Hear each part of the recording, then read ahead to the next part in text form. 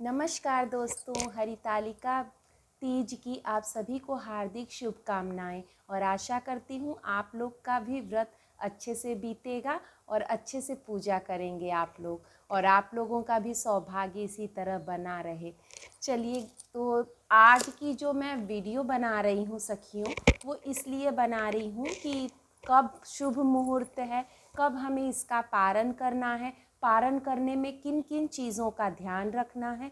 ये सब कुछ आवश्यक चीज़ें हैं जो हम मतलब कभी भी भूलनी नहीं चाहिए या उसमें त्रुटियां नहीं होनी चाहिए। तो इसीलिए बहनों, आप लोगों से मतलब है, रिक्वेस्ट है कि अगर आप चाहें तो इसको नोट भी कर सकती हैं और पूजा करने की सही समय क्या है, पारण करने का सही समय क्या है, ये सब चीज़ें मैं आपको इस वीडियो में बताऊंगी। तो अंत तक वीडियो में बने रहिए और आखिर में मैं बताऊंगी कि दान में कौन कौन सी चीज़ें ज़रूर करनी चाहिए और किसके साथ दान करना चाहिए। तो अंत तक वीडियो में बने रहें और चैनल पे पहली बार अगर देख रहे हैं तो सब्सक्राइब करना मत भूलिएगा और वीडियो अच्छी लगी तो लाइक कर दीजिएगा। तो चलिए शुरुआत करते हैं इस वीडियो की। जैसा कि दोस्तों मैं आप लोगों को बता चुकी हूँ कि मैं मतलब श्रृंगार की चीज़ों में क्या क्या करती हूँ, तो फिर भी मैं आप लोगों को एक बार दिखा देती हूँ कि आप लोगों को एक बार से रिमाइंड हो जाए। वैसे मैं लिंक उसका डिस्क्रिप्शन में दे दूँगी कि मैं क्या क्या चीज़ें दान में मतलब सम्मिलित कर रही हूँ। हमेशा ना आप दो चीज़ें दो सेट में चढ़ाइए। जैसे एक चीज़ें जो सुहाग की सारी चीज़ें हैं वो आप अपने पास रख लीजिए और एक सेट जो है वो आप दान कर दीजिए। तो मैं देख लीजिए आप लोग कि मैं क्या क्या चढ़ाती हूँ।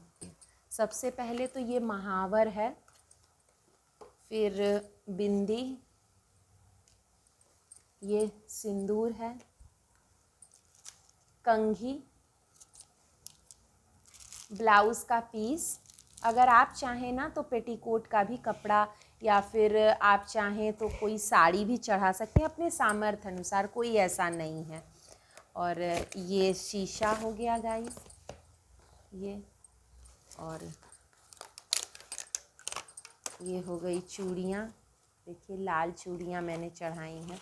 ये रबर बैंड हो गया, ये नेल पॉलिश, नेल पेंट और क्रीम। बस इतनी चीज़ें मैं चढ़ा रही हूँ और आप लोग देख सकते हैं, आप इसमें कम ज़्यादा कर सकते हैं अपने सामर्थ्य अनुसार। तो सखियों, ये था मेरा श्रृंगार का सामान और मैं आप लोगों को बता दूं कि जो पूजा का शुभ मुहूर्त है वो मैं यहाँ स्क्रीन पे डाल दूंगी, आप लोग देख लीजिएगा। और ऐसा नहीं है कि मतलब कुछ लोग बोल रहे हैं कि चतुर्थी लग जाएगी तो तृतीया आप दोपहर में ही कर लीजिए। पूजा का जो समय होता है ना वो शाम का ही होता है, तो आप कोशिश करें कि शाम को ही पूजा करें, मंदिर वगैरह जाएं। दोपहर में करने में वो चीज़ें नहीं, मतलब वो पूजा वाला भाव नहीं आता है और शाम को ही प्रदोष काल में ही पूजा करनी चाहिए भगवान जी की। तो मैं यहाँ स्क्रीन पे डाल दूँगी कि शुभ मुहूर्त क्या है, आप उस हिसाब से देख लीजिएगा और अपने अनुसार आपको जैसा सही लगेगा।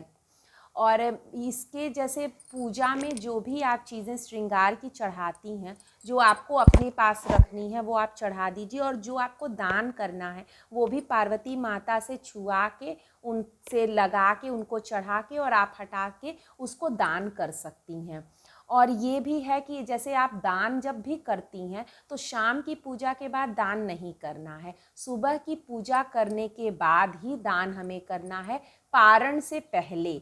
पारण जब भी आप करेंगी उससे पहले आपको दान की चीज़ें दे देनी है। और दान में जैसे ये श्रृंगार का सामान है ही, उसके साथ ही आप चावल, आटा, आलू, पैसा, सिद्धा पैसा जिसको बोलते हैं, जैसे कुछ कमी है, ज़्यादा है तो वो उसमें मैनेज हो जाएगा। तो पैसा अपने सामर्थ्य अनुसार 100, 51, 10, 20 जैसा भी आपको अपनी स्वेच्छा है उस अनुसार आप दे सकती हैं। ये चीज़ें हमें दान अवश्य करनी है।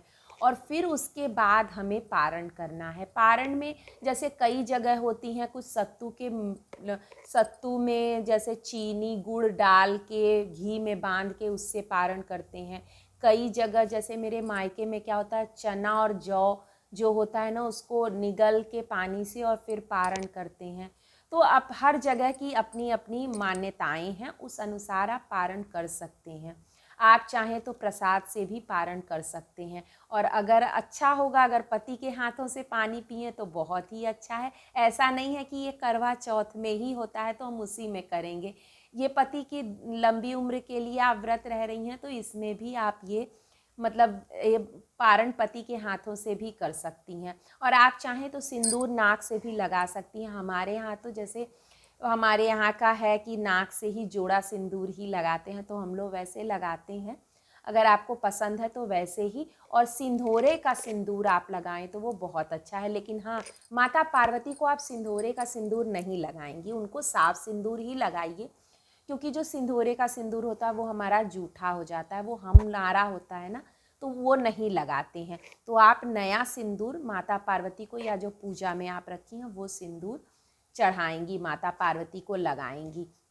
और जब जैसे जो शाम को चीज़ें आप श्रृंगार की वस्त्र जो भी चढ़ाई हैं, जब सुबह की पूजा करेंगी तो उसको हटा लेंगी। और फिर जब सुबह पूजा करेंगे तो सभी फल या बेल पत्र या जो भी चीज़ें आप चढ़ाएंगी वो नई चढ़ाएंगी। ये नहीं कि शाम की ही चढ़ाई हुई चीज़ों से आप पूजा कर लेंगी, ऐसा नहीं है। वो सब चीज़ें आप हटा देंगी, बेल पत्र, फूल, प्रसाद, जो भी फल वल है वो सब हटा के आप नए चढ़ाएंगी। ऐसा कर सकती हैं आप, जैसे सामान लाई तो उसमें आधा आधा बांट लीजिए, आधा शाम के लिए, सुबह के लिए।